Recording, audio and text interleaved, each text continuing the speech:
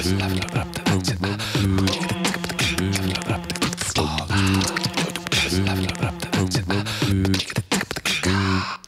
večer.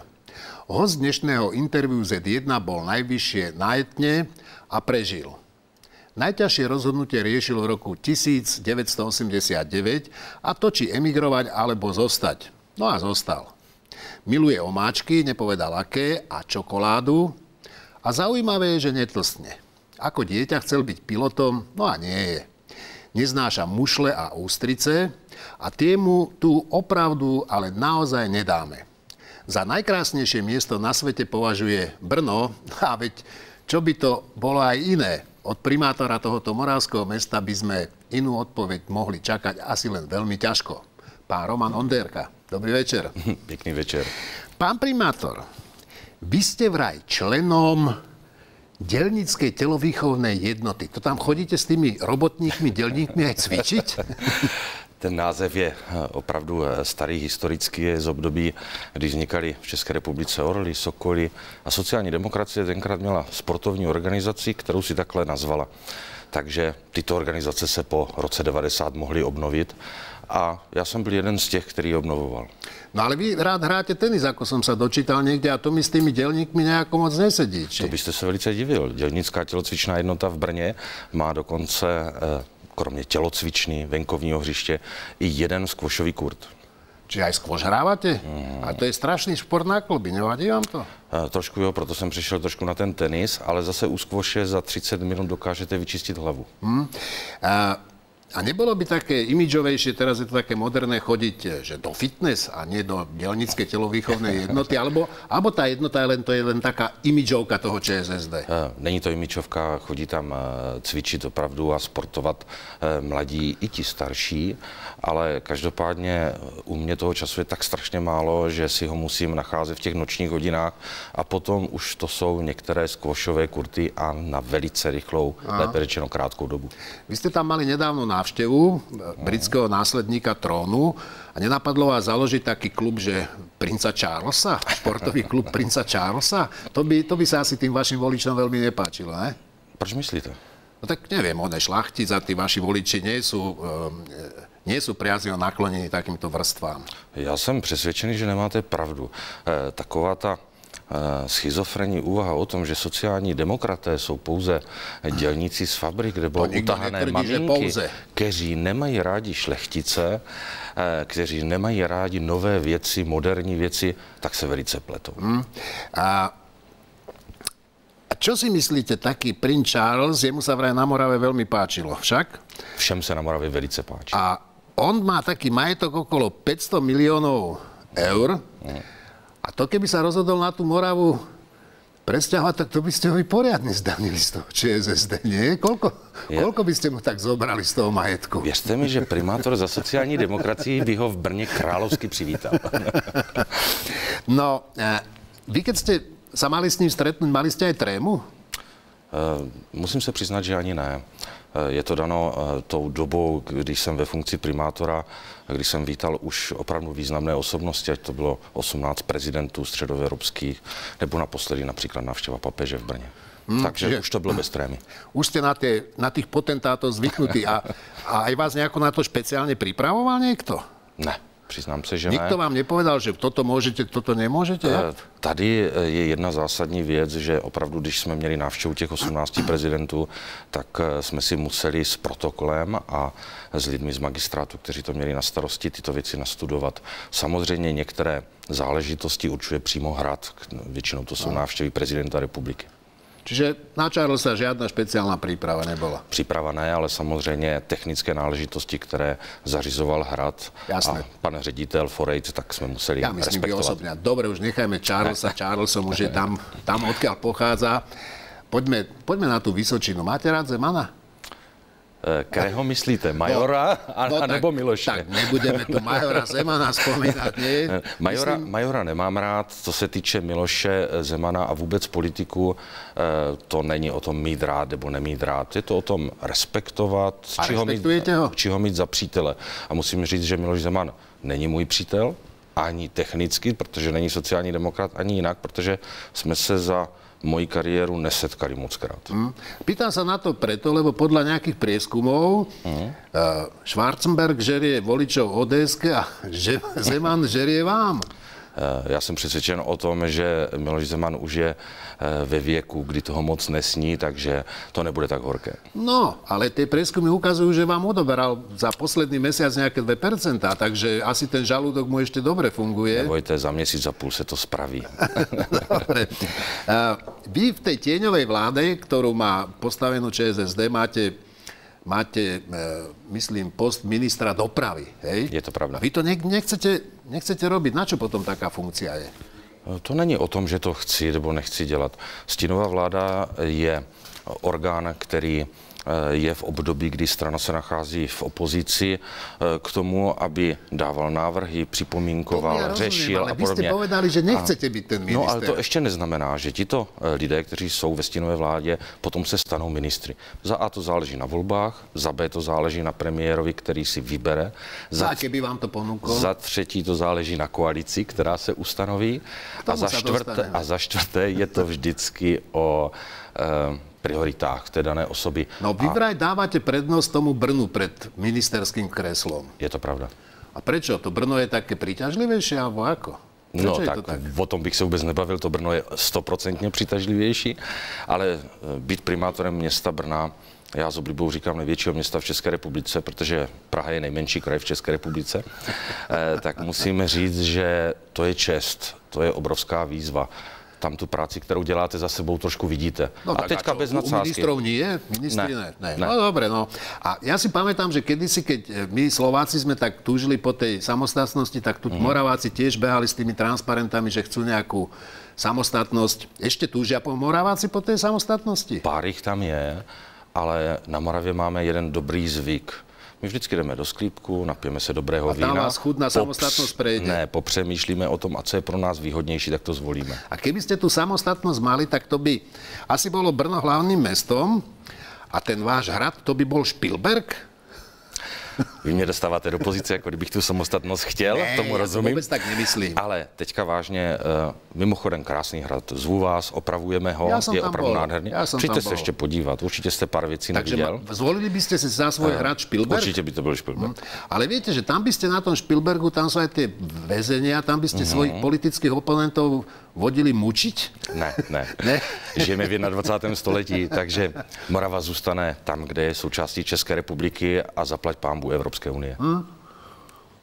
No, voľby sa blížia, ČSSD asi vyhrá. Což je pozitivní. A to ja hodnotiť nebudem. Ale čo po tých voľbách? Keď nebude dostatok tých hlasov, aby ste nejako vládli, s kým budete vládnuť? Vy by ste vládli aj s tými komunistami? Tak já určitě ne. U mě toto stanovisko je dlouhodobě jasné. A prečo nie? Prečo? Jsou tady 3 zásadní věci, které tomu brání. První, z mého hlediska, moje rodina byla po roce 68 perzekvovaná, já si nedokážu smířit. Vy jste v straně nebol nikdy? Ne. Nikdy jsem nebyl. První moje strana a předpokládám, že i poslední je sociální demokracie. Nedokážu si představit, že by stejná politická strana, která perzekovala moji rodinu, měla vládnout v této zemi. To je za prvé. Za druhé, komunisté, tak jak vystupují, jak se chovají, evidentně dávají najevo, že se nepoučili ani z těch 20 let demokracie, která je v České republice. Do třetice nejvyšší orgán, což je sjezd sociální demokracie, přímo právě zakazuje spolupráci s komunisty a zaplať pánbu za to. Ale Jiří Paroubek povedal, že on si takú spoluprácu by aj vedel predstaviť a že ľudia si nakoniec na to zvyknú. To si fakt, on myslí, že si ľudia zvyknú na všetko? Já si myslím, že to není pravda a už vůbec ne v dnešní době. A to je jedna z věcí, kde se možná se svým předsedou nedokáží shodnout. Ale nedokážete. Ne, já jsem přesvědčen o tom, že Jiří Paroubek by nešel do vlády s komunistickou stranou, do čisté vlády. On pokud měl nějaké úvahy, tak měl úvahy o tiché podpoře. No však ďakujem pekne. Nemáte zač. A teraz se mnou se jí nedočkáte.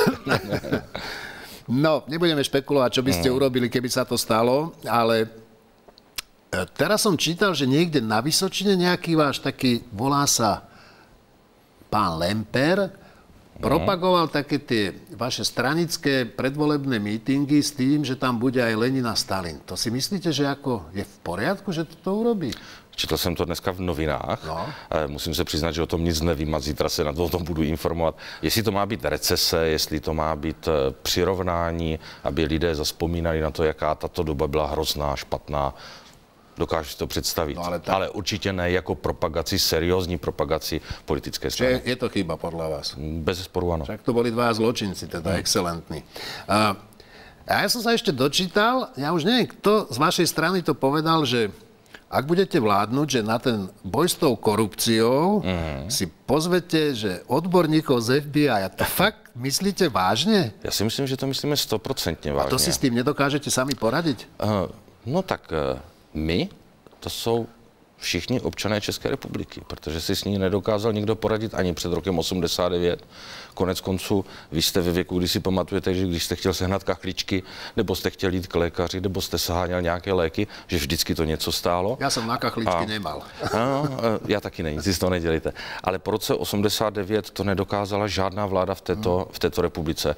Zatím se nenašel podle mého názoru ten správný recept. A to si myslíte, že nejakí dvaja odborníci sem prídu a keď tu budú blbé zákony a vláda nebude mať vôľu to riešiť, že to vyriešia, to je predsa ako nezmysel. Každý, kdo bude mít rozumný názor a bude mít kvalifikaci k tomu ji řešit, proč ho nepozvat do České republiky. Ale není potřeba vždycky vymýšlet. To tí politici tak radi sľubujú pred tými voľbami a po voľbách naraz. Od toho jsou přece voliči, aby po 4 letech řekli, tak vy jste nám slíbili a nesplnili, tak vás volit nebudem. To je demokracie. ČSSD na tých svojich predvolebných mítingoch sľubuje vyššie dôchodky, ja neviem, zadarmo zdravotníctvo a ja neviem, spústu iných vecí. Ale vy ste povedali niekde, že tie sľuby sa tak zvyknú plniť na 80%. Je to pravda. Tak čo bude tých 20%, čo si myslíte, že nesplníte? To uvidíme po volbách. Každopádně to vždycky souvisí s koalicí, která je uzavřená. Ta koalice to je kompromis programu a také kompromis slibu. ČSSD vás obvinuje z toho a nebudem hodnotiť, či oprávnene alebo neoprávnene, že zadlžujete túto zem a fakt je strašne zadlžená. Vám tie dlhy nevadia? Mně ano. A vy osobně jste zadlžený?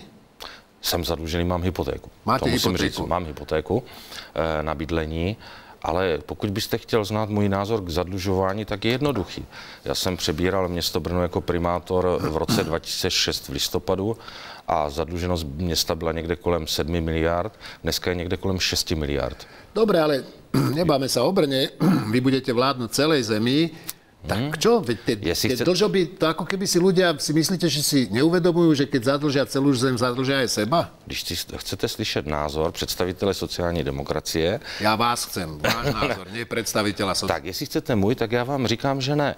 Že doba, která je dneska i do budoucna, bude o tom, jaké nastavíme parametry k odlužování České republiky. A k tomu bude muset dojít.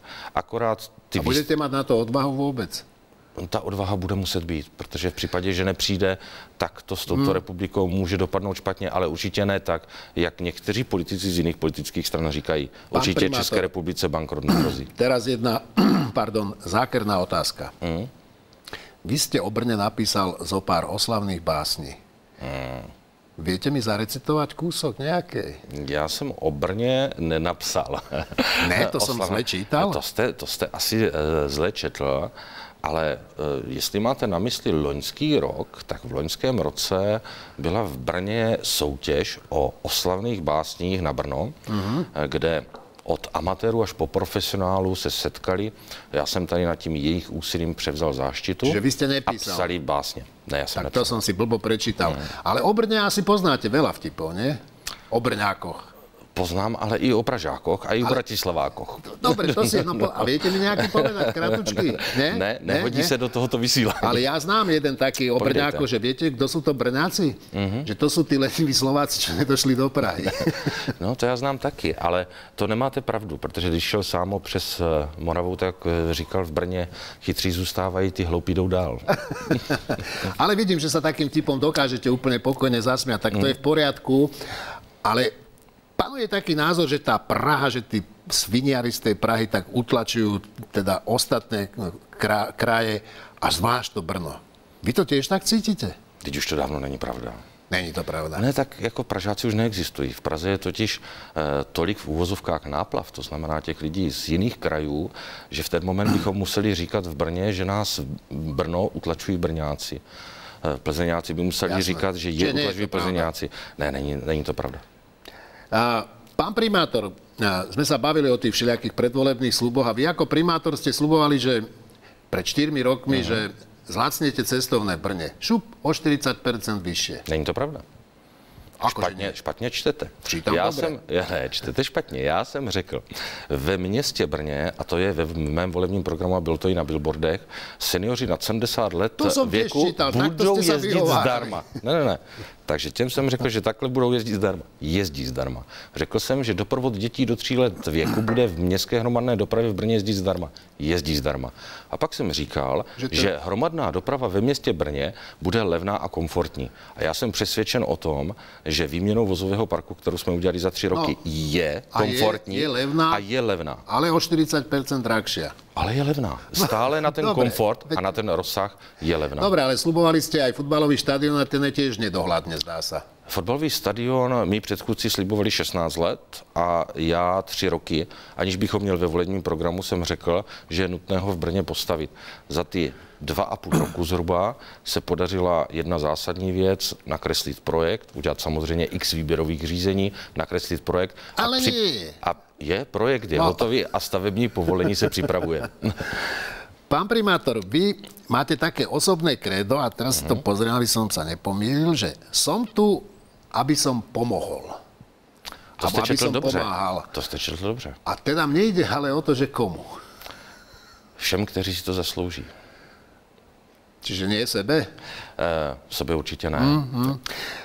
A vy ste vraj členom Zväzu záhradkárov. To chodíte normálně? Už ne. A zahrádku máte? Přiznám se, že právě už ne. Právě když jsem zahrádku měl a po mém posledním rozvodu jsem přišel, nebo jsem zahrádku s takovou malou chatičkou, spíš takový zahradní domek, jsem dal své bývalé ženě a synovi, tak už nejsem členem zahrádkářů. Takže už z tej záhradky Paroubkový mrkev nedonesete? Já jsem nenosil ani dřív. Nemám to ve zvyku.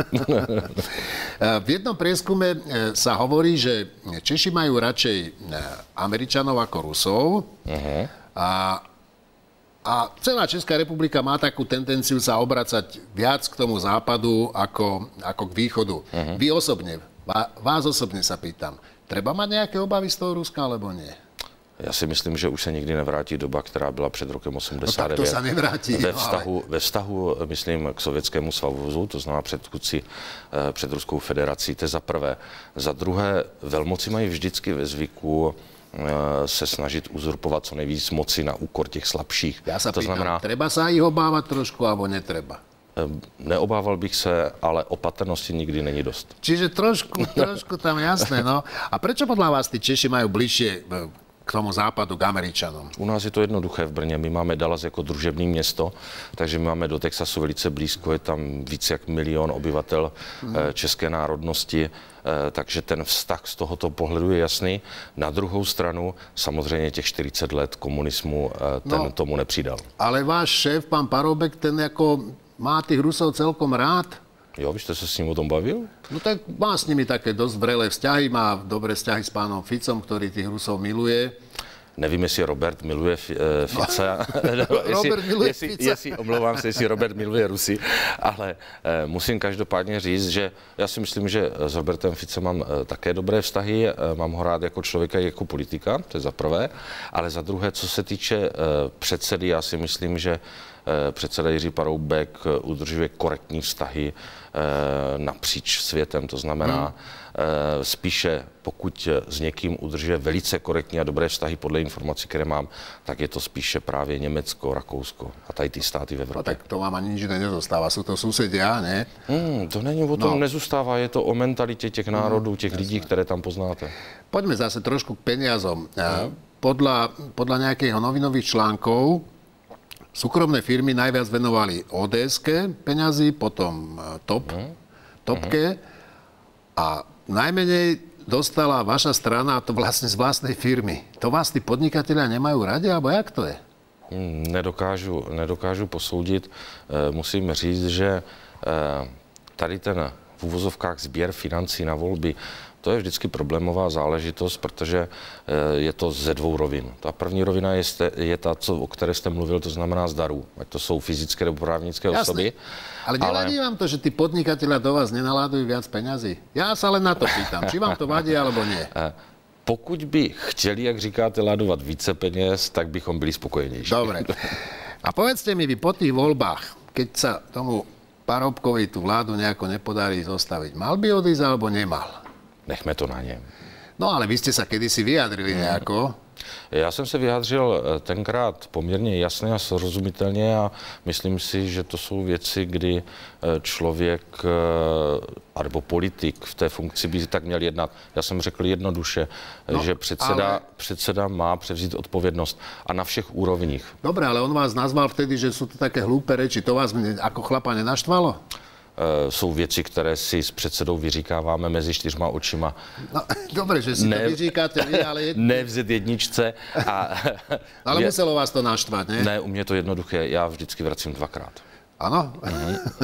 Vedel by ste si predstaviť niekoho na jeho mieste? Niekoho, čo ja neviem, z Moravy? Nedokážu na tuto otázku teď odpovědět, protože nějakým způsobem dopředu předjímat, kdo by měl být místo Jiřího Paroubka, je za A špatně. To bych jako politik, jako místopředseda strany udělal mediální chybu, to uznáte, doufám, jako odborník v této branži.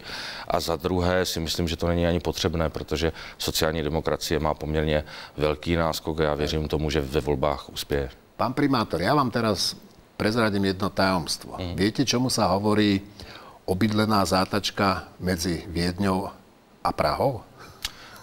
To vím. Všichni hloupí lidé z této republiky, a to i ze slovenské, tohle říkali o Brně. Jelikož je víc chytrých v dnešní době, tak už se to neříká. Tak já vám prajem, aby do toho Brna, ktoré je mimochodom pekné mesto, aby ste cestou späť nedostali šmík. Rád vás zvu. Pekný večer. Tak to bol primátor Brna Roman Onderka. Ja vám ďakujem, že ste prišli. Teším sa, dovidenia. No a zajtra tu privítam profesora Fakulty telesnej výchovy a športu Lubomíra Dobrého. Prajem vám pekný večer.